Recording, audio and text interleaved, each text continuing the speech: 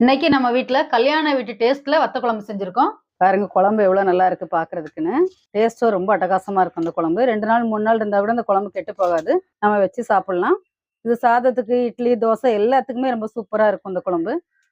Welcome to Nellai village food. இன்னைக்கு நம்ம வீட்ல சூப்பரான ஒரு வத்த குழம்பு தான் செய்ய போறோம். கல்யாண வீட்ல வத்த குழம்பு சாப்பிடும்போது அந்த குழம்பு நம்ம வீட்டு குழம்போட ரொம்ப டேஸ்டா இருக்கும். இன்னைக்கு அந்த கல்யாண வீட்ல சாப்பிடுற டேஸ்ட்டா நம்ம ஒரு வத்த குழம்பு செய்ய போறோம். வாங்க எப்படி செய்யுதுன்னு பார்க்கலாம்.